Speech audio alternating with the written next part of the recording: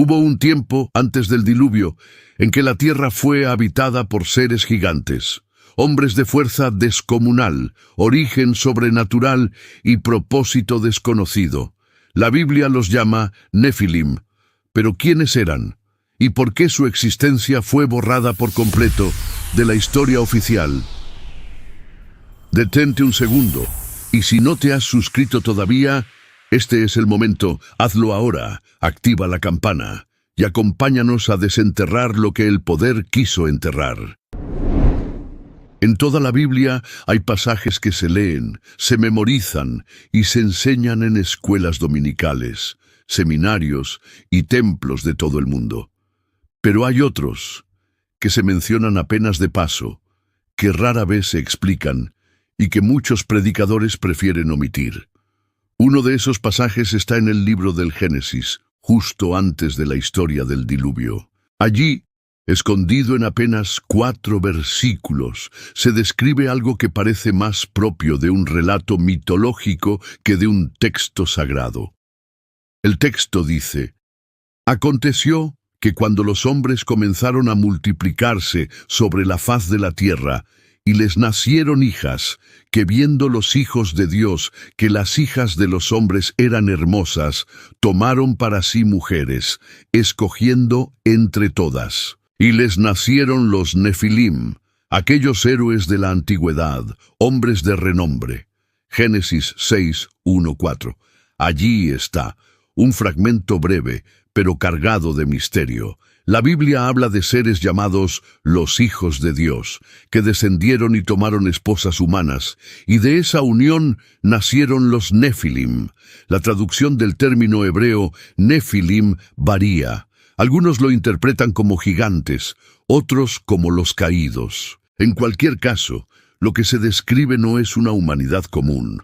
Es el producto de una mezcla imposible, lo divino y lo humano. Pero ¿quiénes eran esos enigmáticos hijos de Dios? En la tradición judía más antigua, no hay duda, eran seres celestiales. Ángeles que descendieron del cielo y, desobedeciendo a Dios, se mezclaron con las mujeres humanas. Esto explicaría por qué el texto usa la expresión Benei ha-Elohim. En hebreo significa literalmente hijos de los dioses o hijos de Dios. Y en otros libros de la Biblia, como Job, esta misma expresión se refiere siempre a seres celestiales que se presentan ante Yahvé, nunca a hombres mortales. Por tanto, el Génesis parece decir, sin rodeos, que seres del cielo descendieron y engendraron híbridos. Pero con el paso del tiempo, esta interpretación se volvió problemática. Durante los primeros siglos del cristianismo, algunos padres de la Iglesia comenzaron a sentir incomodidad con la idea de que ángeles pudieran tener cuerpos y mezclarse con mujeres. La versión fue suavizada. Así nació una segunda interpretación, más aceptable para la teología oficial, que los hijos de Dios no eran ángeles, sino simplemente los descendientes de Set, el hijo de Adán, mientras que las hijas de los hombres serían las descendientes de Caín.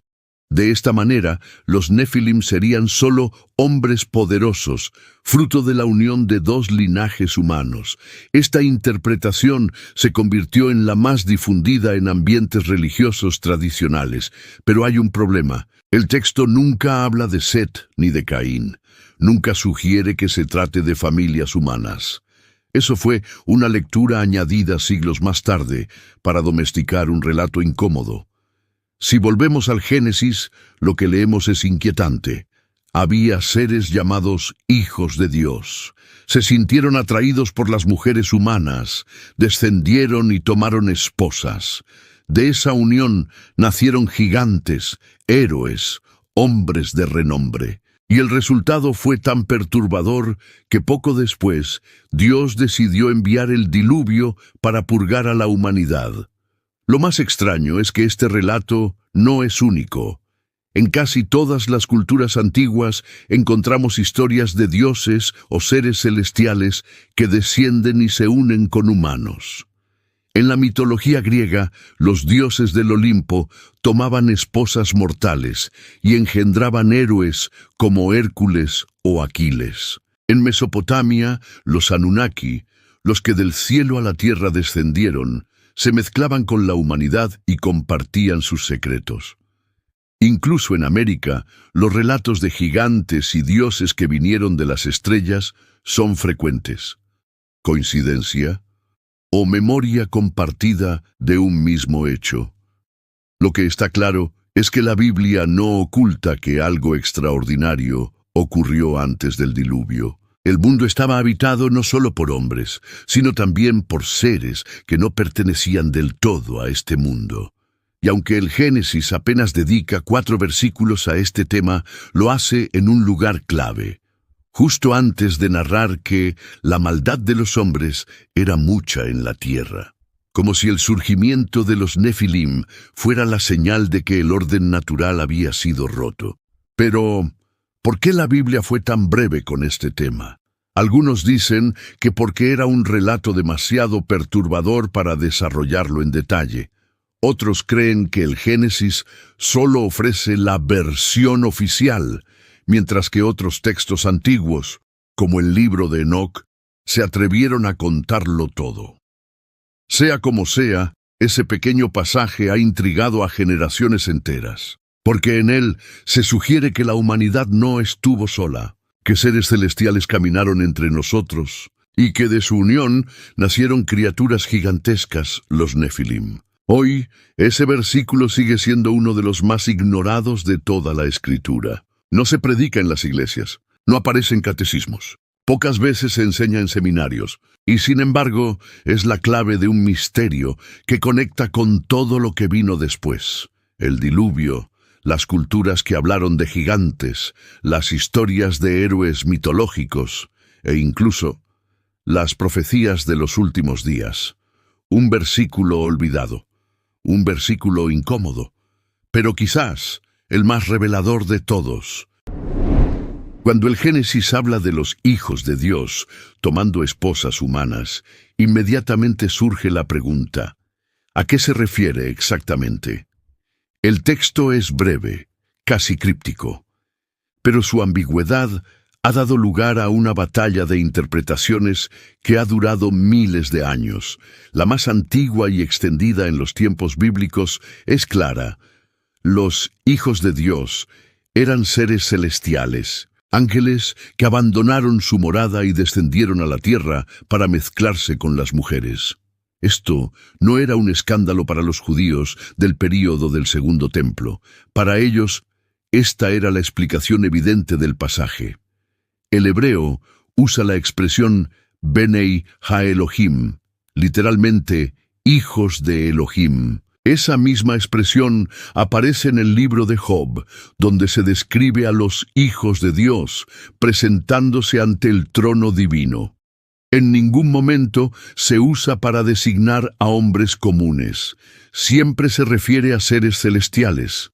Es decir, el propio lenguaje del Génesis parece apuntar a que no se habla de linajes humanos, sino de ángeles. Y no solo ángeles, sino ángeles rebeldes que desobedecieron a Dios y cruzaron una frontera prohibida, la de la unión con los humanos. Con el paso de los siglos, sin embargo, la explicación cambió. Durante los primeros siglos del cristianismo, algunos padres de la Iglesia comenzaron a sentirse incómodos con la idea de ángeles tomando esposas. Ángeles con cuerpos físicos.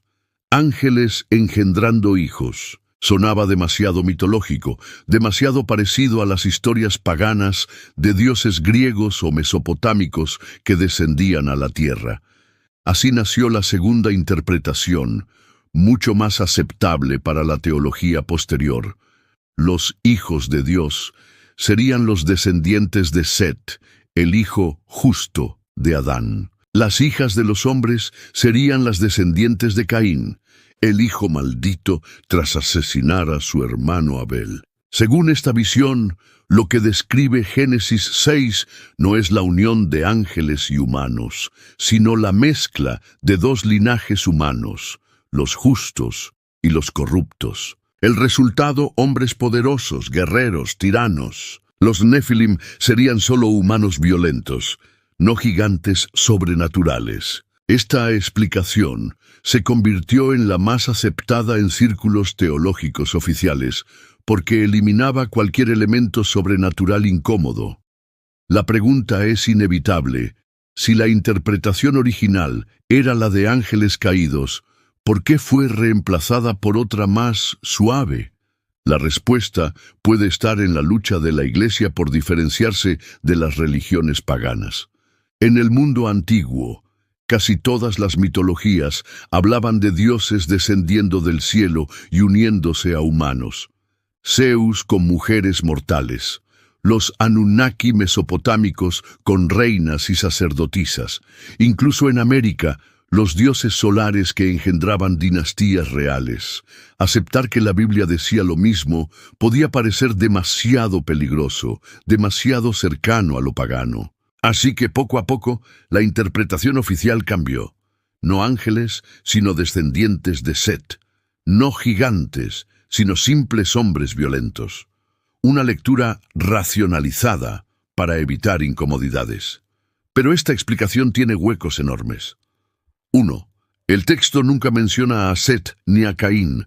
Es una lectura forzada, introducida mucho después. 2. El término Benei Ha-Elohim nunca se usa para referirse a hombres, siempre designa seres celestiales. 3. La descripción de los Nefilim no encaja con simples humanos. El texto dice que eran héroes de la antigüedad, hombres de renombre. Un eco de figuras legendarias, más cercanas a semidioses que a mortales comunes. 4. La tradición judía más antigua nunca interpretó a los hijos de Dios como humanos. Siempre los entendió como ángeles, es decir, la versión de Set y Caín parece más una reinterpretación defensiva que una explicación fiel al texto, pero si aceptamos la versión original, surge otra pregunta inquietante. ¿Cómo podían ángeles, seres espirituales, unirse físicamente con mujeres humanas? Algunos textos sugieren que los ángeles podían manifestarse en forma humana. En el mismo Génesis, Abraham recibe a 3 visitantes que comen y beben con él. En otras partes, ángeles son confundidos con hombres. Si podían aparecer en forma física, ¿por qué no podrían también engendrar? El problema es que esa unión cruzaba un límite cósmico, el de mezclar lo celestial con lo terrenal. El resultado fue una raza híbrida, incompatible con la creación, los Nefilim. Debemos aceptar la lectura más antigua, aunque suene perturbadora, o la más tardía, más segura y menos incómoda. La verdad es que el Génesis no se detiene a explicar. El relato es breve, casi como si quisiera lanzar una pista y dejar al lector con el misterio, pero lo que está claro es que hubo un tiempo en el que la frontera entre el cielo y la tierra se rompió. Un tiempo en el que seres celestiales descendieron y cambiaron la historia humana, ángeles caídos o simples hombres poderosos. 2 lecturas de un mismo versículo, una demasiado perturbadora para la religión oficial, la otra demasiado débil frente al peso del texto original. Y quizá en esa tensión se esconde el verdadero secreto de los Nefilim. No lo que se nos dice, sino lo que se nos oculta. El Génesis apenas nos da 4 versículos sobre los Nefilim, pero en la antigüedad hubo un libro que se atrevió a contar la historia completa. Un libro que, con el tiempo, fue perseguido, censurado y finalmente expulsado del canon bíblico. Ese libro es el libro de Enoc. El libro de Enoc fue escrito siglos antes de Cristo, probablemente en el período intertestamentario. Era muy leído entre las comunidades judías del Segundo Templo, y hasta los primeros cristianos lo conocían bien. De hecho, el propio apóstol Judas lo cita en su carta. He aquí, vino el Señor con sus santas decenas de millares para hacer juicio contra todos. Judas 1:14-15, citando directamente a Enoc 1:9. Pero con el tiempo, El texto fue desapareciendo de la Biblia oficial. Las iglesias lo consideraron peligroso, demasiado explícito, demasiado extraño. Hoy solo se conserva completo en la tradición etíope. ¿Por qué fue borrado? Tal vez porque contaba demasiado. El libro de Enoc fue escrito siglos antes de Cristo, probablemente en el período intertestamentario. Era muy leído entre las comunidades judías del Segundo Templo y hasta los primeros cristianos lo conocían bien. De hecho, el propio apóstol Judas lo cita en su carta. «He aquí vino el Señor con sus santas decenas de millares para hacer juicio contra todos». Judas 1:14-15, citando directamente a Enoc 1:9. Pero con el tiempo, el texto fue desapareciendo de la Biblia oficial. Las iglesias lo consideraron peligroso, demasiado explícito, demasiado extraño. Hoy solo se conserva completo en la tradición etíope. ¿Por qué fue borrado? Tal vez porque contaba demasiado. Según Enoc, un grupo de 200 ángeles llamados los vigilantes miraba a la humanidad desde lo alto. Eran custodios, guardianes celestiales encargados de velar por los hombres. Pero comenzaron a desear lo que no debían. Vieron que las mujeres humanas eran hermosas y decidieron descender a la tierra para tomarlas como esposas. Su líder, Semjasa, temía que unos cumplieran el plan y otros no. Así que hicieron un juramento, una especie de pacto oscuro, sellado en el monte Hermón. Allí acordaron descender juntos, sin posibilidad de arrepentirse. Ese fue el principio de la rebelión. Entre ellos había uno especialmente recordado, Azazel.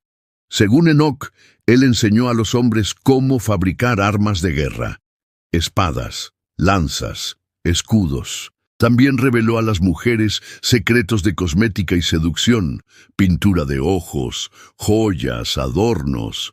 Otros vigilantes enseñaron hechicería, astrología, lectura de presagios, uso de plantas para conjuros. En resumen, entregaron a la humanidad conocimientos que no estaban preparados para manejar. El resultado fue devastador. La tierra se llenó de violencia, guerra, corrupción y hechicería. De la unión de estos ángeles caídos con las mujeres nacieron los Nefilim. Enoc los describe como gigantes de proporciones colosales. No solo eran enormes, sino insaciables. Primero devoraban los frutos y el ganado. Cuando la tierra no pudo alimentarlos más, comenzaron a devorar a los hombres. El texto dice que incluso bebían sangre y destruían todo a su paso. Criaturas híbridas, mitad celestiales, mitad humanas, que se convirtieron en una plaga para la creación. La corrupción era tan grande que incluso la tierra misma clamó al cielo, pidiendo justicia. Los ángeles fieles denunciaron la situación a Dios. Fue entonces cuando el Altísimo decretó el castigo. Los vigilantes serían encadenados en prisiones eternas y sus hijos, los Nefilim, serían destruidos en el diluvio. Enoc fue escogido como mensajero. Él debía advertir a los ángeles caídos de su condena. El libro describe cómo Enoc fue llevado en visiones a los cielos, presenció el trono de Dios y luego anunció a los vigilantes su destino. Jamás obtendrán perdón. Serán encadenados en tinieblas hasta el día del juicio. El veredicto era claro. Para Enoc, el diluvio no fue solo un castigo a los hombres por su maldad. Fue, sobre todo, un acto para purgar la creación de la sangre contaminada de los Nefilim. La humanidad había sido corrompida. El linaje de los ángeles caídos se había mezclado con la carne humana. El único que quedaba puro en sus generaciones, según Génesis 6:9, era Noé. Algunos estudiosos creen que esa frase, puro en sus generaciones, no se refiere solo a moralidad, sino a genética. Noé y su familia serían los únicos libres de la corrupción angelical. De ahí la urgencia del diluvio, un reinicio completo, un borrado de la mezcla prohibida. El problema es que el libro de Enoc cuenta todo esto con demasiada claridad. Habla de ángeles rebeldes, de gigantes devoradores, de conocimientos prohibidos entregados a los hombres. Historias que explican de dónde viene la guerra, la hechicería y la idolatría. Quizá por eso fue retirado, quizá por eso se convirtió en un libro prohibido. Pero su sombra nunca desapareció del todo. Cada vez que la Biblia habla de espíritus encarcelados o de ángeles caídos en prisiones eternas, como en 2 Pedro 2:4 o Judas 1:6, está evocando directamente las ideas de Enoc. Es decir, aunque fue borrado del canon, su influencia sigue latente en la propia Escritura. El libro de Enoc nos revela lo que Génesis apenas insinuaba: una rebelión celestial, un pacto oscuro y un linaje híbrido que corrompió la tierra. Los Nefilim no fueron un accidente, fueron el resultado de un plan que cambió para siempre la historia de la humanidad. El diluvio es una de las historias más conocidas de toda la Biblia. Un relato repetido en templos, en escuelas, en películas infantiles. La imagen que nos enseñan es la de un Dios enojado castigando a los hombres por su maldad. Pero, ¿y si detrás del diluvio hubiera algo más? ¿Y si ese evento no solo fue un castigo moral, sino una purga cósmica? Una forma de borrar algo que nunca debió existir. Justo antes de narrar el diluvio, Génesis dice: «Y vio Dios que la maldad de los hombres era mucha en la tierra, y que todo designio de los pensamientos de su corazón era de continuo solamente el mal». Génesis 6:5. La tierra estaba llena de violencia. Pero esa violencia no había surgido de la nada. Los versículos anteriores ya nos habían contado que los hijos de Dios descendieron y se unieron a las hijas de los hombres. De esa unión nacieron los Nefilim, es decir, la maldad que llenaba la tierra estaba relacionada con la existencia de estos seres híbridos. El libro de Enoc lo explica con crudeza. Los Nefilim no solo eran gigantes, eran depredadores. Devoraban los frutos, el ganado, y cuando no quedaba nada, devoraban también a los hombres, incluso bebían sangre. El mundo estaba literalmente consumido por estas criaturas, una mezcla perversa de lo celestial y lo humano. Los vigilantes, los ángeles rebeldes, habían introducido armas, hechicería y conocimientos prohibidos. La tierra estaba corrupta hasta su núcleo. Por eso, según Enoc, Dios decretó el diluvio, no como un simple castigo, sino como un reinicio biológico y espiritual. La creación había sido contaminada y debía ser purificada. Aquí aparece un detalle clave. En Génesis 6:9 se dice: «Noé era varón justo perfecto en sus generaciones». Esa frase suele interpretarse como una referencia moral, que Noé era un hombre íntegro, pero algunos estudiosos creen que hay algo más. El hebreo usa el término tamim, que significa sin mancha, puro, no solo en conducta, sino también en su linaje. La hipótesis es perturbadora. Noé sería uno de los pocos seres humanos cuyo linaje no había sido contaminado por la mezcla angelical. Su sangre era pura en sus generaciones. Si esto es cierto, entonces el diluvio tenía un propósito más profundo: preservar la humanidad intacta, sin la corrupción genética de los Nefilim. El arca de Noé no solo fue un refugio para sobrevivir a la lluvia, fue un contenedor de todo lo que debía preservarse: animales, semillas y un linaje humano limpio.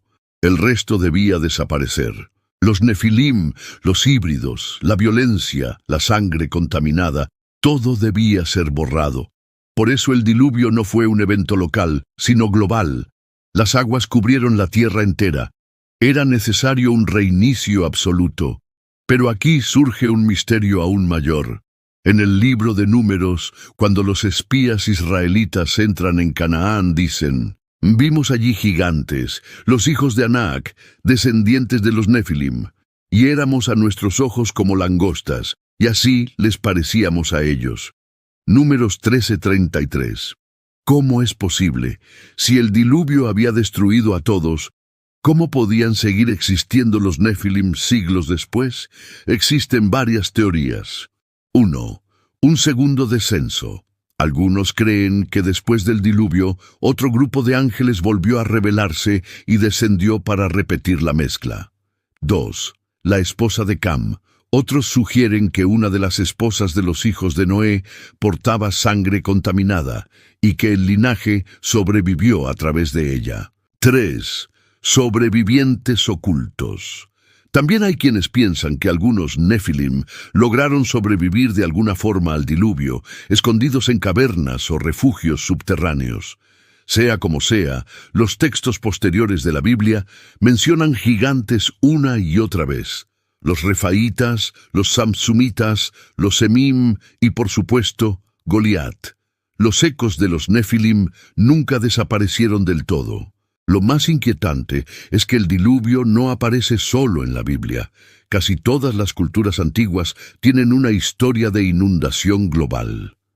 En Mesopotamia, la epopeya de Gilgamesh habla de Utnapishtim, un hombre salvado en un arca de la gran inundación enviada por los dioses. En la India, los textos védicos cuentan que Vishnu, en forma de pez, advirtió a Manu del diluvio y lo ayudó a construir un barco.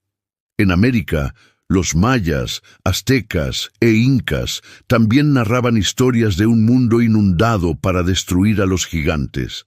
Es como si la humanidad entera recordara el mismo evento, un reinicio global, un castigo por la corrupción del mundo. El diluvio no solo purgó a los Nefilim, fue también una advertencia para las generaciones futuras. El propio Jesús dijo en Mateo 24:37, «Como en los días de Noé, así será la venida del Hijo del Hombre». Según sus palabras, en los últimos tiempos volvería a ocurrir algo semejante a lo que pasó antes del diluvio.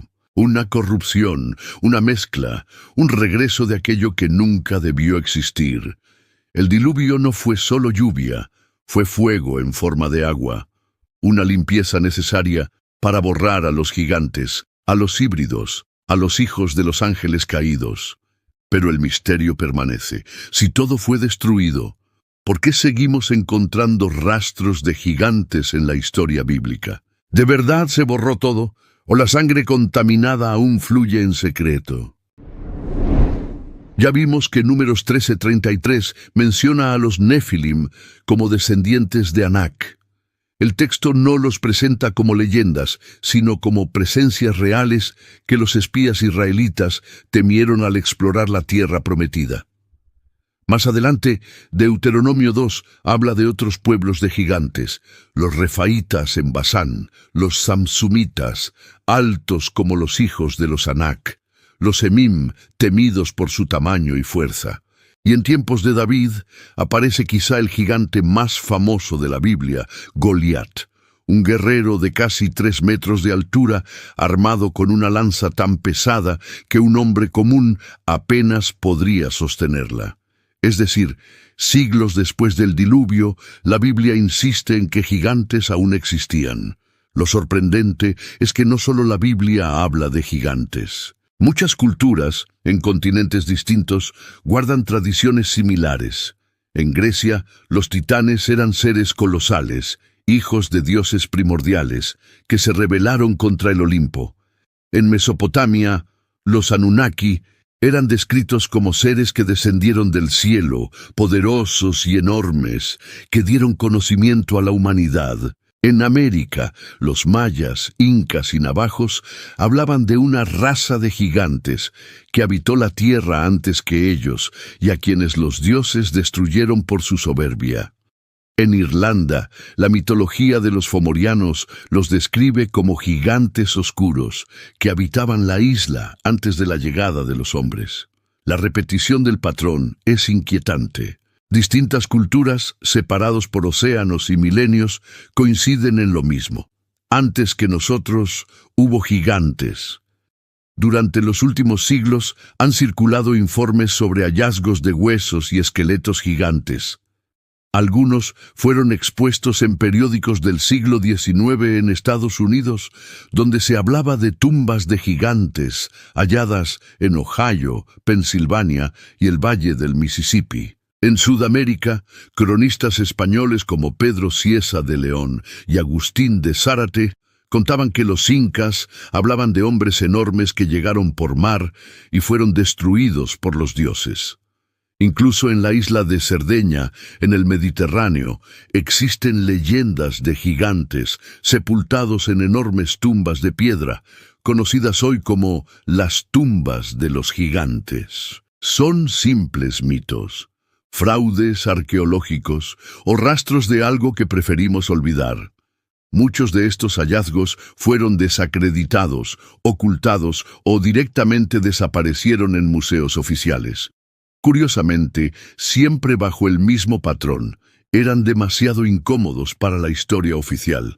Algunos estudiosos de textos antiguos creen que los Nefilim nunca fueron eliminados del todo, que sobrevivieron de alguna forma y que lo hicieron cambiando su manera de interactuar con los hombres. En vez de mostrarse como gigantes visibles, se ocultaron tras linajes reales, dinastías secretas, élites que decían tener sangre divina. De hecho, muchas casas reales antiguas afirmaban descender de dioses o semidioses. Una simple metáfora o un eco de la sangre Nefilim. Otros sostienen que los Nefilim no fueron destruidos, sino transformados en espíritus errantes. El propio libro de Enoc dice que, al morir los cuerpos de los gigantes, sus espíritus quedaron vagando en la tierra, hambrientos, hostiles hacia los hombres. Algunos creen que de ahí nace la figura de los demonios, los restos espirituales de los Nefilim. Si esto fuera cierto, entonces siguen entre nosotros, no en carne sino en espíritu. El propio Jesús lanzó una advertencia que muchos pasan por alto. Como en los días de Noé, así será la venida del Hijo del Hombre. Mateo 24:37. ¿Qué significaba? En los días de Noé había corrupción, violencia y Nefilim. ¿Podría implicar que, en los tiempos finales, algo parecido volverá a ocurrir? Algunos investigadores contemporáneos creen que hoy, con los avances en genética, manipulación de ADN y biotecnología, estamos abriendo la misma puerta que se abrió en los tiempos de los ángeles caídos. La mezcla entre lo humano y lo no humano podría regresar. Curiosamente, la fascinación por los gigantes nunca desapareció del todo. Desde los cuentos medievales hasta el cine moderno, los gigantes aparecen una y otra vez, como si fueran un eco colectivo en nuestra memoria. ¿Son solo mitos creados por la imaginación humana? ¿O son recuerdos distorsionados de un tiempo en que esos seres realmente caminaron entre los hombres? Hoy, hablar de Nefilim sigue siendo incómodo.